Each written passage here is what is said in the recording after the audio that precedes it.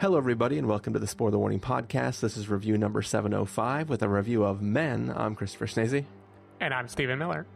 And if you're joining us for the first time, the Spoiler Warning Podcast is a weekly film review program. Each week in the show, we're going to dive in, debate, discuss, and argue over the latest films coming to a theater near you. And, Stephen, this being, episode 705, that means we have done hundreds of episodes of the show.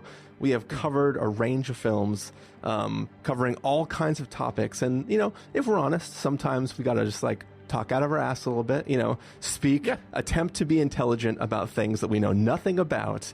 But, Stephen, all of our patience and our dedication has finally paid off because now we have a film called Men. And right. Now we get to talk about it. I feel seen. Talk out of your ass. I mean, what can't orifices do that were meant for other orifices? But yeah, all joking aside, this is a film that, it's going to have a lot of interesting things to talk about. I had a bunch of different kind of little mini jumping off points that I wanted to throw at you. And then I kind of realized that they're all sort of in the meat of talking about what this film does. And so there's no sense in spoiling, not even spoiling the film, but just getting into those conversations early. We should probably just, I don't know, how do you feel about just diving into Men and getting it over with? I think we just count to three and shout Men and high five each other. Sounds good. I did right before this episode. I did literally have, I don't know if it's the manliest food, but it was literally just a steak between two pieces of bread with cheese on it, and I was just like tearing into it, and I was like, this feels adequate for this film. Yeah, I should have ordered a Hungry Man, but unfortunately I didn't. In fact, I ate Mary's chicken, so it wasn't even named after men. All right, Stephen. Well, we are going to take a listen to the trailer for Men, and then we're going to come back and give everybody a review.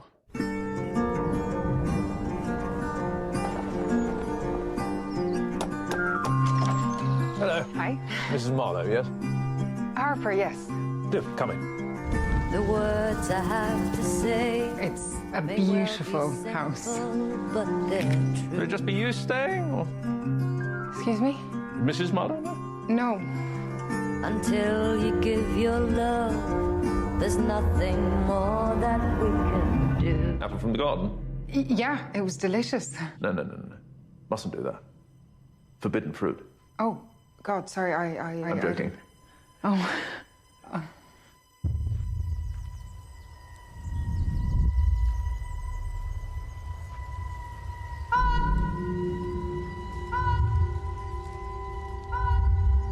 You're tormented.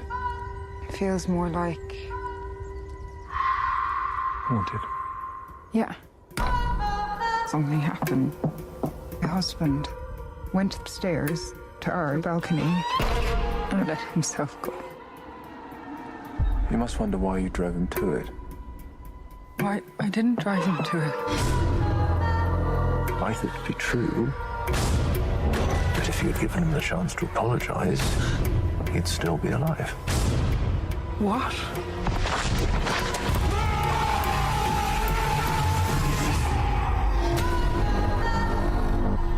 A man followed me out of the woods. He was stalking me. What makes you say that? I saw him twice. Twice. I don't know if he saw you once.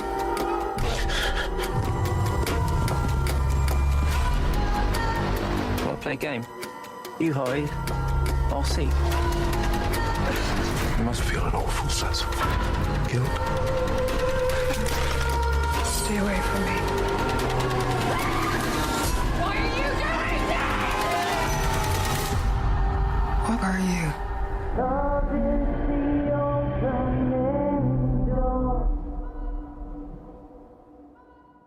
All right, so that was the trailer for a little film called Men, the latest film from Alex Garland, who brought us, things like Ex Machina, Annihilation, a bunch of films that I think we at least had a good time talking about on this podcast. And it's basically the story of a woman who decides to take a small vacation in the English countryside after the death of her husband. And some interesting things happen to her while she's on this little vacation. So, Stephen Miller, what did you think of Men? So it's interesting because I feel like this is a combination of an Alex Garland movie and a totally not Alex Garland movie in one. Like it has a lot of Garland stuff. Man Against Nature. We have a man covered in leaves who's otherwise nude. We have a stone tunnel in the middle of a forest. We have like this thing of like, you have like the beautiful world, and then you have like the ugliness of man just shoved in there. You have the idea of enemies as a sort of like inevitable progression. An Ex Machina, Ava kind of has a march towards sentience that we can't control. Annihilation, it's like this weirdo shimmer creature that just like imitates every move. Everything about Amaya in Devs, like the control inherent in that. And then here we have, it's in the trailer, even though not underlined. We have Rory Kinnear, his like unstoppable, he is everyone and there's nothing you can do, right? Like these are all very much in his wheelhouse. Like he has an idea, people represent the idea, and nothing a character does has agency or can really impact it in any way. Then there's also stuff that is very much not Alex Garland, at least not what I had ever thought of him as. Body horror, we are going to get into that. I don't know if we're going to do spoilers or how we want to handle that, but there's some shit to talk about. Just in general, there's like creepy crawliness and discomfort here that is not an intellectual discomfort, but a visceral, like, what am I looking at discomfort that feels new. There is I would say, extreme lack of subtlety in this movie, which is not, he's always been a little heavy handed, but he does it in like very kind of cryptic ways. And here I feel like it's just all out there. Yeah. It's just a man hanging full dong in front of you. Like there's nothing to hide. And it also, I think, every other thing that he's worked on, it has an interesting idea that you're pondering when the credits roll. You're thinking through the ramifications of it and trying to game it out. Beyond symbolism, I feel like this movie is very much what you see is what you get. This is not a movie where there are like pieces of a puzzle that you're putting together in. This is like a pure feeling. So, like, how do I feel about those two movies? Well, I kind of resent what it put me through. As far as, movie dates last week go, I think Downton Abbey 2 was much more successful than this one. I found myself laughing at it when I think it wanted me to take it seriously. So, like, I don't know if I fully am aligned with the vision of the director. But also, I kind of love that a movie was able to make me feel so many things that this made me feel, like that, like squirmy, uncomfortable, oh God, let me look away, what is going to happen next feeling. Like it has been a while since I felt that so viscerally. And this was a captivating experience. And I kind of think I like that Alex went for it more than I feel confused about what he chose to go for. Yeah. Like this is a movie that will like make you squirm, and then instead of cut away, it's gonna just do it 4 times in a row for like 10 minutes. Like this movie is just like not trying to win you over at all. And I like kind of love the over the top commitment that Alex Garland had here. I think this synthesizing of like a smart, moody, quiet movie with a totally bonkers gonzo movie is I don't know if I ever want to watch it again, but I think I lean on the side of being into it. I think that's where I landed after a very confusing couple days of thinking about it. How about you? Yeah, maybe this was one of the films that benefited from the fact that we're recording like multiple days after we'd seen it. Yeah. But yeah, so for me, like you, I think this film is kind of a lot of different things. Some of it really, really straightforward and obvious, and some of it is, I want to say beautiful. Some of it is beautiful, but other stuff I'm going to say is like really interestingly depicted. I think that all the aspects of nature of this little town is awesome. Like the watching Jessie Buckley like walk through the forest and just take in the scenery. I thought that was beautiful, and I really liked the feeling of watching her just in this moment of bliss, whether it's supposed to be her walking around the Garden of Eden or it's supposed to be just her looking at nature. Who cares? I don't know. But I really enjoy just watching her experience this feeling of nature. And I was like, this place looks rad. Is this actually on Airbnb? Can I get this little like cottage? That would be great to have. But I think besides that though, what we're getting into with all the mixed metaphors and sort of like the on the face things, I kind of don't know what Alex Garland is doing. Like in one sense, it's kind of interesting, right? Like this idea of this one character, this one man playing all of the men in this film, like ignore the metaphor completely. That is an interesting visual thing. Watching him play these very distinct characters is interesting. But the thing that is questionable for me is that Jessie Buckley doesn't recognize that. So this is a visual choice that is only for the audience. And the character who it's, quote, happening to is completely oblivious to the fact that this one person is all these characters, never bats an eye at it, never questions it, never notices it, nothing. It's just all individual people.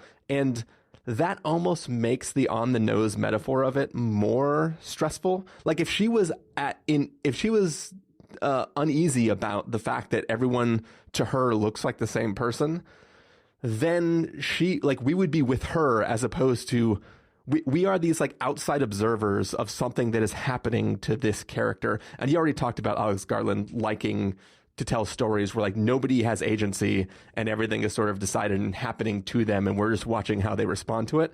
For some reason, this formula of doing the same thing bugs me in a weird way. Like it just, I didn't understand what he was doing, what it was supposed to mean. And I just kind of was like, it's visually interesting. I like that. But I don't know what it adds to the story. And I don't know if subtracting the main character from it almost makes me, I mean, yeah, I am a man, so I am watching this film as technically an active participant in this portrayal. You're rooting for Rory.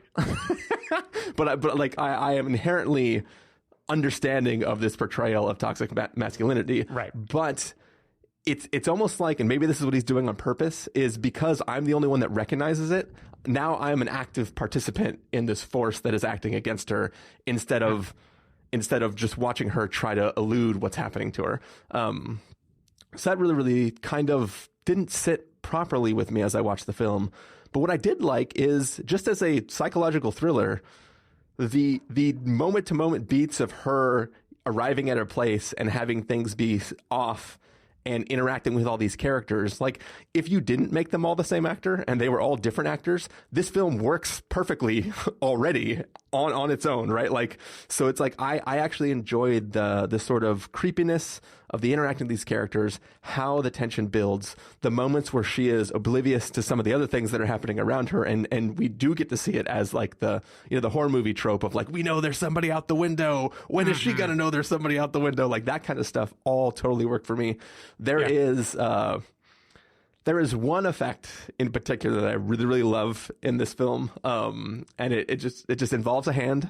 Yeah, and I thought that was fucking, like, as soon as that happened, I couldn't stop thinking about it the rest of the movie, and even today, like it's such a great effect, and the way it's used, like it wasn't just an effect that was interesting, it was leveraged by the character to be even more menacing in a way. Like the things they choose to do and the behaviors they act, which otherwise would be a completely normal behavior, such as washing hands. Right. Who was just like, oh my God, this is the coolest thing I've ever seen. Yeah, like, this is amazing. And for sure. I call M. Night Shyamalan, because I think in terms of movies where one actor plays multiple characters, the wrong one was called Split. Am I right? That is true, Stephen. Very good. Thank you. There's a great moment to, like, for the most part, the visual that you're talking about, they just are going about their life, but it takes on a menacing tone. There is one thing that a character like proactively does that utilizes how this happened in a way that I get some like serpent tongue imagery, which maybe kind of fits with the whole like soup of biblical references that this is playing with. But it also is just so squirmy and creepy crawly. Yeah, I admire that visual as well. If we can talk about it without getting too spoilery, what do you think actually about the biblical imagery? Do you think it actually plays nicely with the story he's trying to tell, or does it feel like a completely distinct otherness to it? So the way, I think the obvious comparison, and we maybe even talked about this on Sunday, I forget, is Mother, right? Like Mother is another movie where a director that has been widely beloved just like full on goes for it with a thing that includes biblical allusions. What I would posit is where Mother, I think, is just beating you over the head with I am telling the creation story from start to finish with as many like allegories as I can to squeeze it in. Yeah. Here, I think Alex Garland is just playing with imagery to serve a point. And I think his real point is this pattern of, toxic masculinity almost as like a literal toxicity of like there's a poison that they are going to project outward on you, the woman, on you, Jessie Buckley. And the original sin of that, like the first version of that is Adam and Eve, and like the blame put upon woman for the fall of mankind. And I think that to me is as far as the biblical aspect really goes, and otherwise it is just about the way that toxicity evolves and presents itself in different eras and through different kind of people.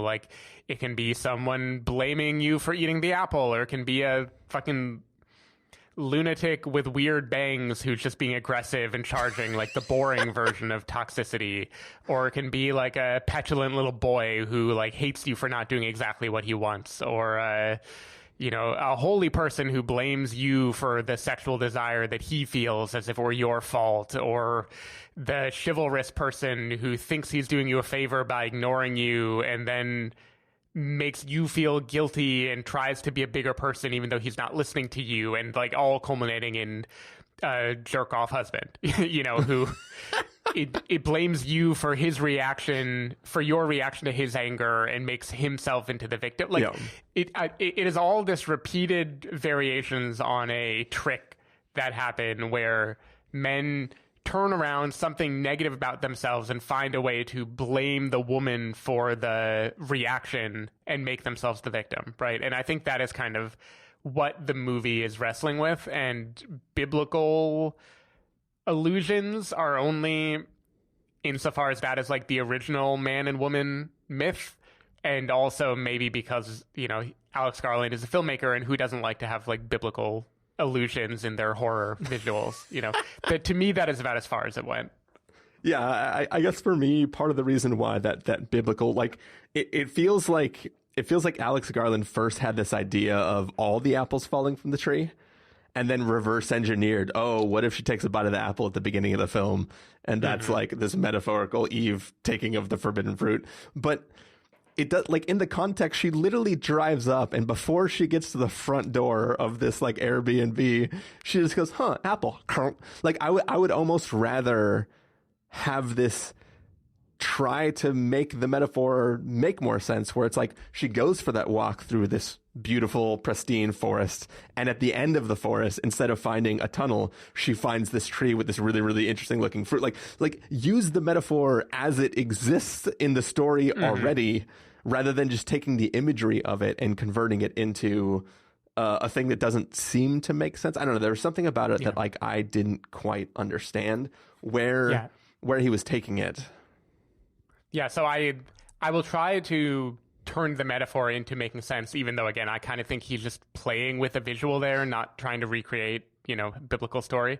Yeah. But I think it fits if you think of God as yet another man. In this case, it's like this arbitrary rule got set up that has no purpose, no reason behind it, and yet it becomes a reason to blame and violently aggress and ruin this person, And I think if you take it in that vein, then maybe the first interaction she has after eating the apple is more like God being the original man, who is still doing this thing of like, it's your fault, you made me do this. And I think maybe that's... You mean the little boy wasn't supposed to represent God? Maybe he does too. I don't know. So in terms of the genealogy, if you will, that we get later in the movie. I have to think the little boy is something else, maybe something like medieval. I'm not sure. Yeah. Yeah, I guess for me, because there's no real consequence of the apple, it's just the weird joke that the host tries to make awkwardly.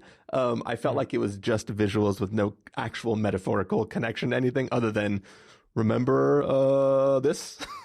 So, I don't know. I do think this movie, pound for pound, is better without the apple, just because the part that matters, which is the idea of Adam and the original sin or whatever being passed down, is hammered home very aggressively already in this movie.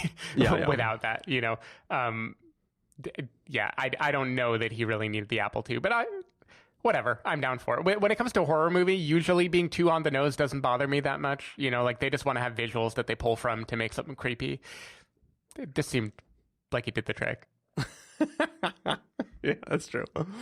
I'm trying to think of anything else that we can talk about non-spoilery that doesn't require a shroud of secrecy to talk about. I will first just echo, without detailing all the scenes, that I do think, considering in my memory, Alex Garland has never made anything that plays like a horror in the tension sense. Like, I understand that his movies are dark and creepy, and I guess there are scenes like the wild boar in Annihilation. Like, there's stuff that are kind of like haunting and maybe would be a jump scare for a second. I don't really remember, but in general, that isn't like the key that he plays in. And here, I feel like he does that tightening of the screws very, very well. Like, just the scene of, what's going to happen, but you don't know when it's going to happen. And he is willing to let that linger for way longer than a lot of directors would.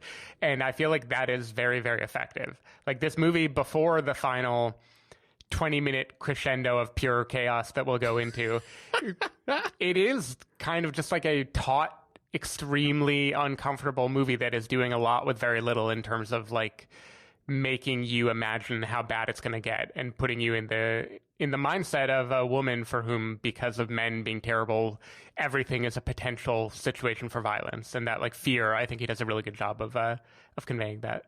Yeah. I 100% agree. And that is one of the things I genuinely really appreciated about this film, because I felt like I was on edge a lot because all that stuff was executed perfectly. Yeah. Cool. Well, shall we transition on through verdicts so that we can get to some spoilers? Yep. Let's do it. All right, Stephen Miller, if you were going to give this a must-see, reckon with the caveat, wait for rental, pass the caveat, or a must-avoid, what would you give it? So I say this a lot, but this time I truly have been thinking about it for a while. Like, what answer am I going to give here? I can't not have a caveat. So I think I have to do recommend with a caveat. I'll bring the caveat first. The caveat is, like, there is a very good chance you will hate this movie. 1 out of 4, probably 2 out of 4 people that we spoke to about this movie afterwards certainly walked away feeling very negative thoughts about it. Like, this is a movie that is in your face. It has a lot of Cronenbergian type body horror, which is not my jam or a lot of people's jams. This movie, the camera does not cut away when someone might cut away. The camera wants to show you whatever the fuck is being implied. The camera's like, no, look at it. Look at it. And that is going to alienate people for sure. Also, if you are looking for a sci-fi, something with like a core premise and intellectual thing that you can just like noodle on for a long time, this movie doesn't do that. But ultimately, I'm unrecommend because I think Alex Garland is a great visual stylist, and he remains a great visual stylist. I think Jessie Buckley is fantastic here. Toward the end, she has to just be like the classic horror protagonist who just responds to things, and that's like a kind of limiting role. But there are flashbacks where she's having a argument repeatedly, and she is absolutely brilliant, I think, in those scenes, and really does get a chance to shine.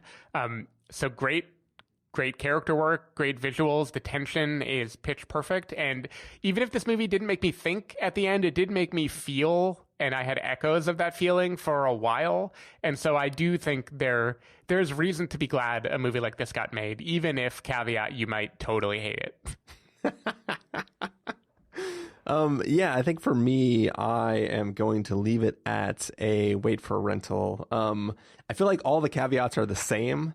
I just don't know if anybody needs to watch it.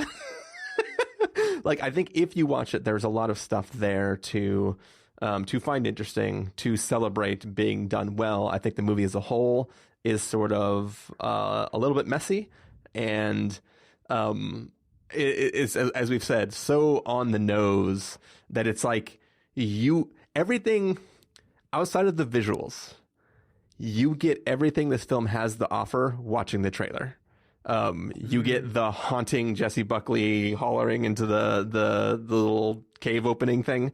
You get the premise of all these men are one men. You get like everything this film has to offer is just right there in the trailer for you. And if you've seen the trailer, outside of the shock of what you visually see later on in the film, you basically got everything that I think this film is going to deliver to you. So to me, it's hard for me to say like, yeah, you should go out and check this out. It's more like, hey, when this is available in 2 weeks, because nobody sees the movie because word of mouth is probably going to be horrible for it, you can watch it. Yeah, Everything Ever All at Once probably already has a bigger box office draw like this coming weekend than Men does.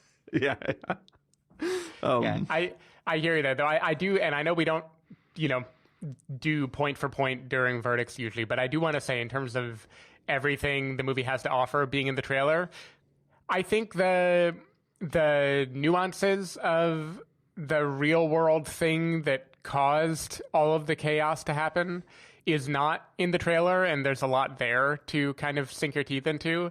And I also think some of the creepier visuals and stuff are not even hinted at in the trailer. So I do think it has things to surprise you and recommend to you. But the core idea for sure is better. I said except for the visuals themselves, and that's what I was kind of getting at. There is stuff to see, but I don't know if that stuff to see is better experienced.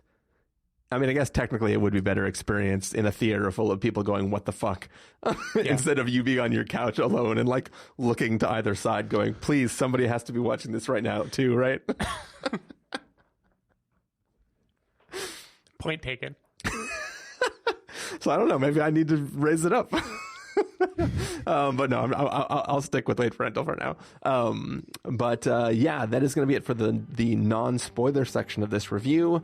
We are going to close out right now and then get to spoilers after for people who have already seen the film or just don't care and want to hear about the crazy stuff that goes on in it. But for now, Stephen Miller, people want to find you throughout the week. Where can they do that? If people want to find me, they can go to twitter.com/sdavidmiller or sdavidmiller.com. People can find me at ChristopherInRealLife.com or Twitter.com/ChristopherIRL. You can find the podcast over at thespoilerwarning.com, where you can get a bunch of back episodes of the show. If you want to subscribe to the show, you can do so in Overcast, Stitcher, Apple Podcasts, or wherever podcasts are found. If you want to know the episodes go live, you can follow us at Twitter.com/SpoilerWarning, Facebook.com/TheSpoilerWarning, or Instagram.com/TheSpoilerWarning. Music for this episode, funny enough... for the last several episodes, I've been saying that our music is a track selected from artist.io. That website, turns out, is artlist.io, which is a real site. The other site is not an actual site. When you search for licensed movie, I just clicked the link, signed up for an account, boom, I had it, and I never looked back, and I was always just going to the history of my browser. Artlist.io is where the music for this episode will come from. So hopefully you're enjoying that. That music is going to fade up, and when the music fades out, we're going to be in some crazy territory. So get ready for it.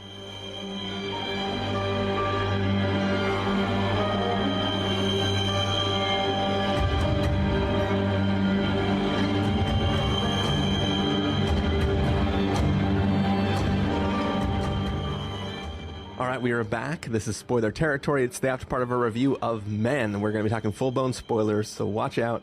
Here they come. All right, so, Stephen, right at the end there, right before we took the little break, you were mentioning the nuances of the conversations that are happening in the apartment and the flashbacks before the inciting event that causes all the stuff to start. Do you mind if we start there? And do you mind if I ask my usual weird Christopher Schnese question about that whole situation? Totally. All right. So, we see this couple fighting. They are breaking up. They are a married couple. She wants to leave him. She's going to get a divorce. He is trying to force her to stay by threatening to take his own life. He does, in fact, die after an altercation that they go through. It is shot in a very specific way. It is shown in that way in all the flashbacks. And we have that moment with her on the bench talking to the priest about the events that happened. And while he was threatening to take his own life, the text of the film, and I would argue the visuals of the film, argue that he was actually trying to hop from the top balcony down onto their balcony and slipped and fell. Going back to my earlier statements about Alex Garland and his mixed metaphors, what do you think the purpose of introducing a character who is making the threats that he does and implying that the death itself, even having followed the threats, was completely unrelated to the threat and was actually just a mishap that took place as he was trying to be an aggressive male? Yeah, it is a good question, and it really might speak to a mixing of metaphors. I'll be honest, even though the language of the film showed me that he was trying to grab onto the rail, I didn't internalize it that way for the sake of like my takeaway of the movie. I guess the way I would square the circle is I would say that by doing that, even if he had succeeded, he was trying to shock and scare. Like, I don't think there's any world where he just is trying to get there because that is the most convenient way to get to the apartment, from where he is as a pragmatic thing. Like, I think it still ties to his threat. And I think he is trying to say, look, I am serious. Look at the lengths I will go for you. In a weird way, it could even have a hint of the like misplaced romanticism that is one of the many forms of toxic masculinity the movie talks about, of like, look, I will do anything for you. I'll risk life and limb. I'm the landlord who, even though you say don't go out there, I'm like, nope, gotta do it. Look at me. So yeah, I don't know, because like when I talk about the conversations being great, especially with Jessie Buckley, it is particularly the emotion and conviction that she brings when she is going through this whole cycle of how could you put this on me? Like, how could you say this kind of thing to me? How could you blame me for this? And she kind of goes in waves of like feeling scared and apologetic, and then ultimately like deeply angry and saying, this is not fair. You have to leave. Yeah. And that all works better if he truly did this on purpose. But if it was an accident during his purposeful gesture to prove that he means business, I think the movie is still the same way either way. Maybe all it adds is that inside of even these toxic, terrible men, there is something pathetic and unsure of itself and frail. And I think that is another visual the movie plays with later in a set piece that we'll talk about. So maybe this is a hint of that too, is like he is all of those evil things, and then he is also at his core something uncertain and cowardly, and that is like him getting stuck in the worst of all worlds because he doesn't even understand what drives his behavior. And like there's like a little glimpse of the real him, the him without all of the inherited evilness, like wanting to change the situation, but it's too late. I don't know. That's a whole lot of words for I have no idea. Yeah. To me, he might as well have taken his own life. Like whether or not the language of the film shows us that he was trying to do otherwise. Yeah, it's I guess for me, one of the reasons I struggle with it is because, just watching the flashbacks alone, and like even with the context of the trailer, the way even the priest has that statement of like, you must wonder why you drove him to it. like even just plucking that out of the trailer, I had all the context I need for how that scene is going to play out. And then the character explicitly makes the threat. So I'm like, all right, cool. We're there. I'm with you. And it's really not until I listen to the conversation on the bench with the priest in general, where she from her own mouth says, then what happened next is he went upstairs. He forced himself into the flat upstairs.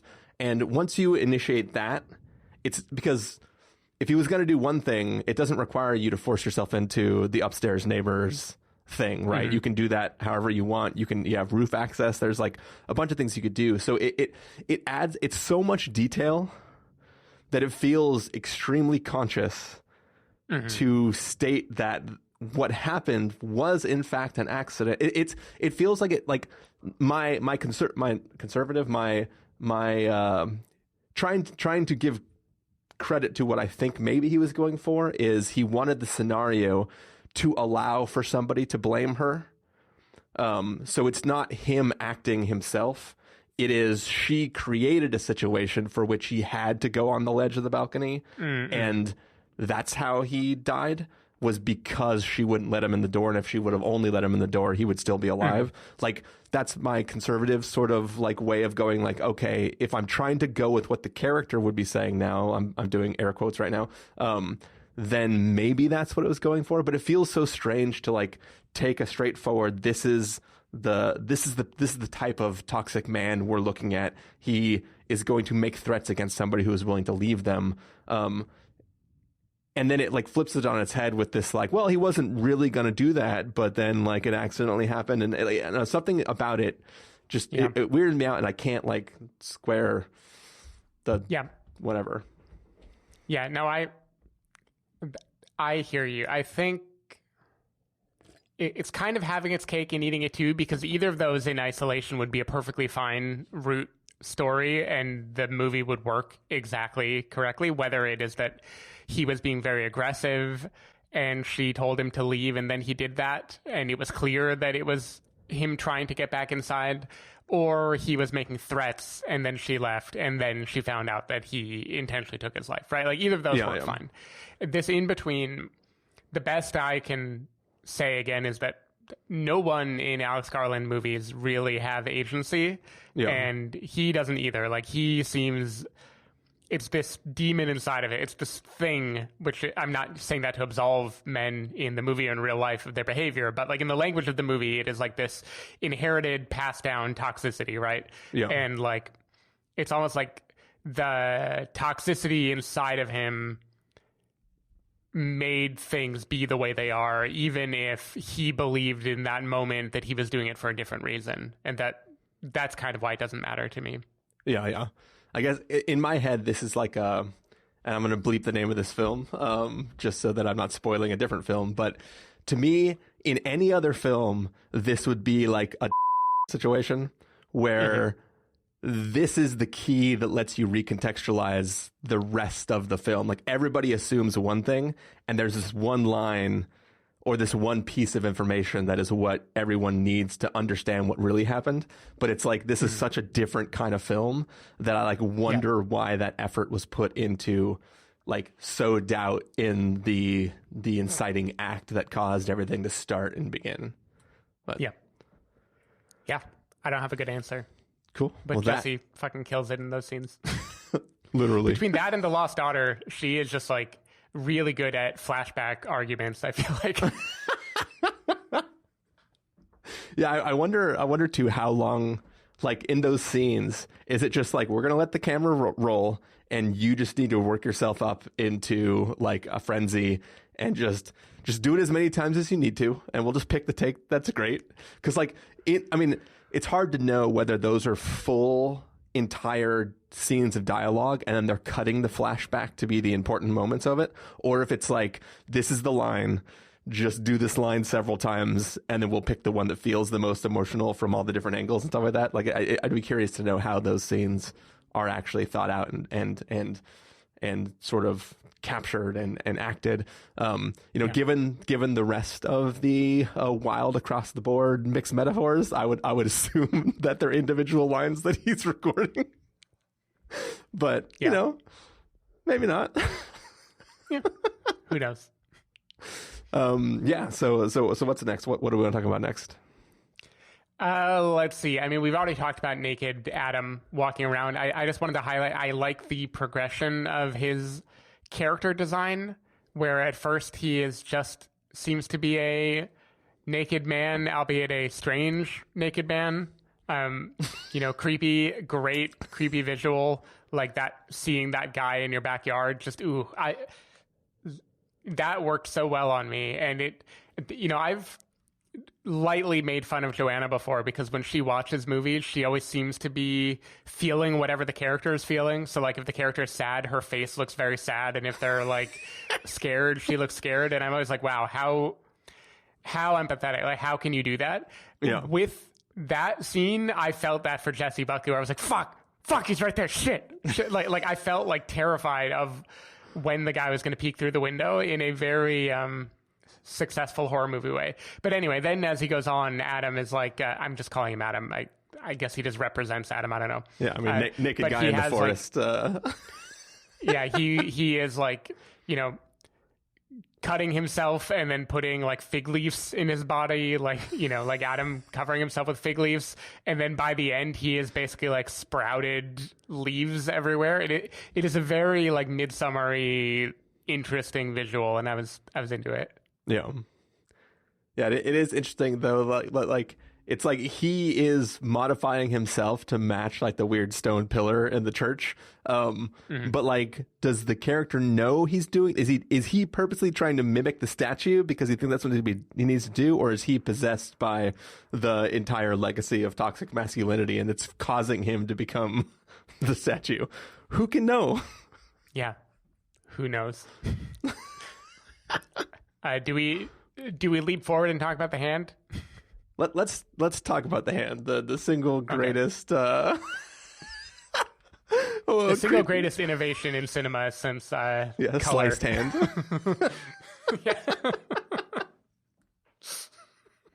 Not since the machete in the arm in Green Room have I been so shocked by the cutting of a hand. Yep. But yeah, so there is a hand effect that appears in this film where a person has what is essentially their entire forearm severed, and it seems to not bother them. And they go on life performing normal activities like washing both halves of the hand and doing other activities, and including this one incredibly oppressive, it's like holding somebody down on both shoulders, but with one arm that is split in half that goes around both heads, or both halves of the hand go around Jessie Buckley's head.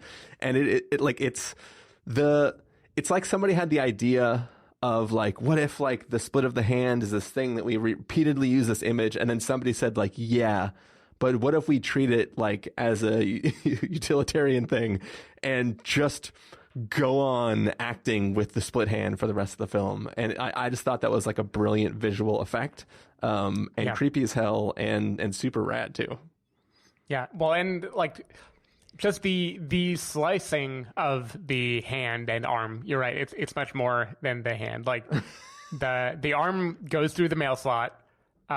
She already, we are getting the sense this is like, again, a villain that has everything preordained, and like it is fine with her hurting it, or it wants her to hurt it. It certainly doesn't seem to care.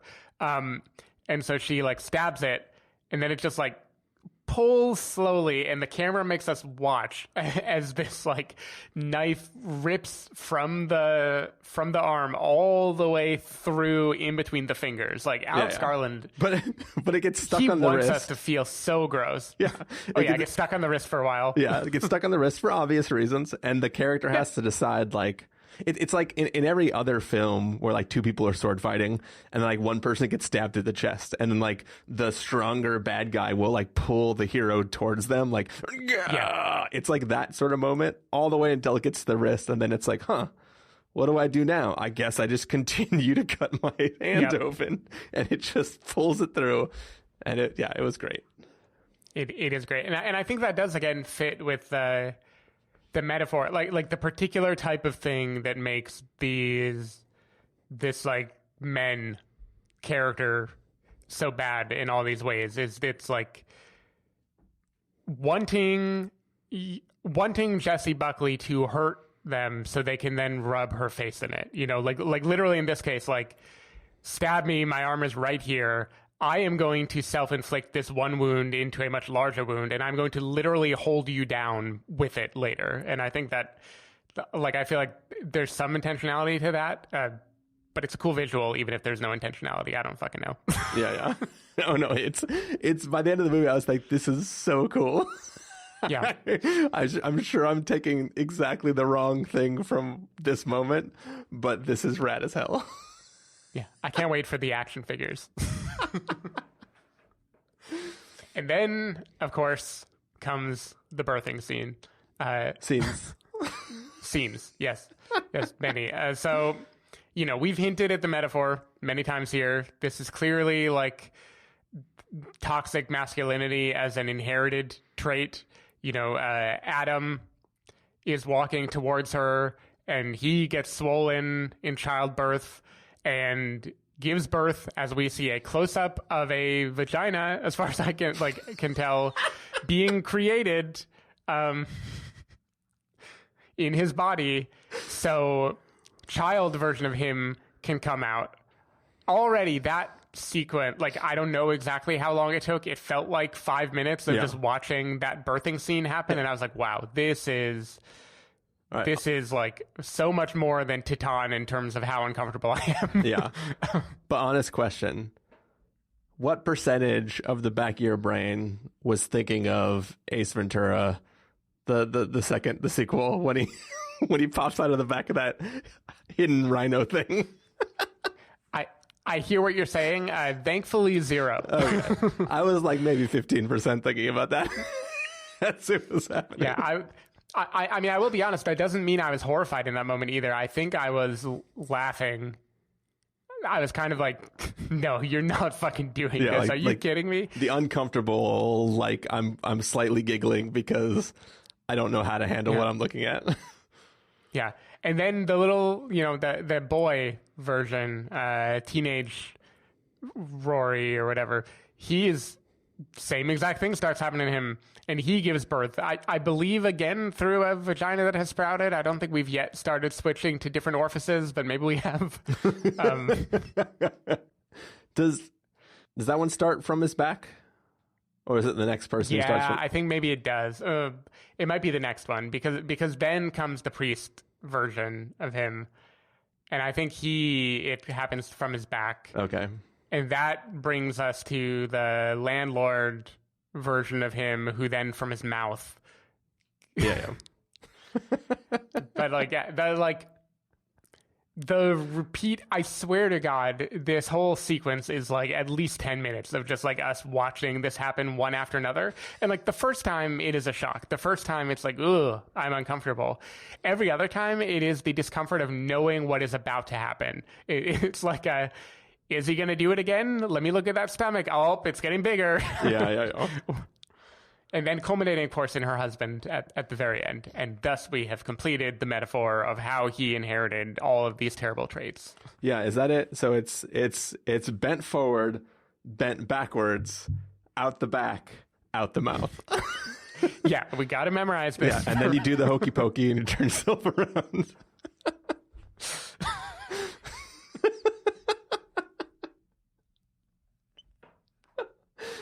The aristocrats.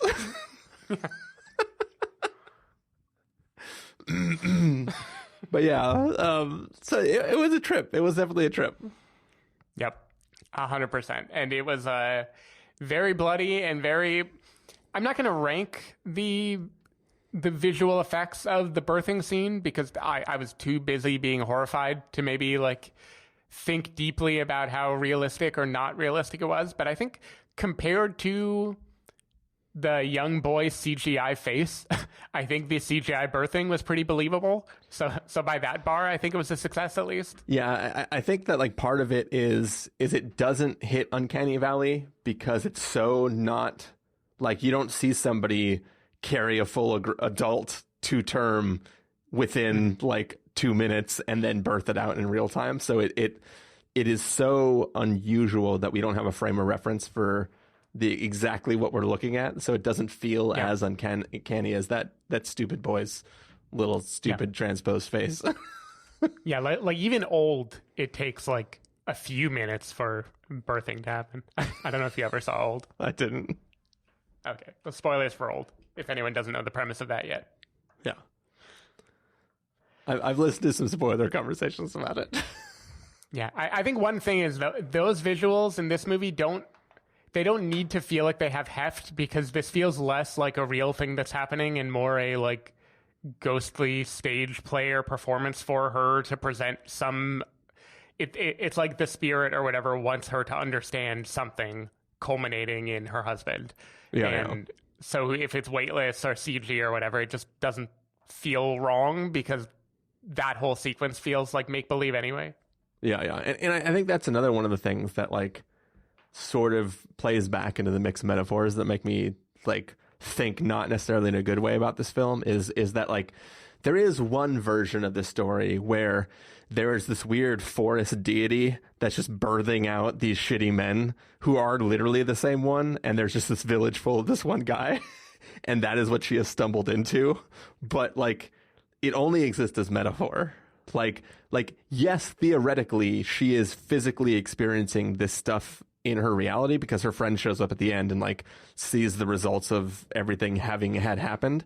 So it's not like a psychotic break or anything that she's experiencing. Like we have to take at face value that these physical events transpired in this space, but it's not I haven't wandered into this midsummer cult that has been birthing the same child for hundreds of millennia, right?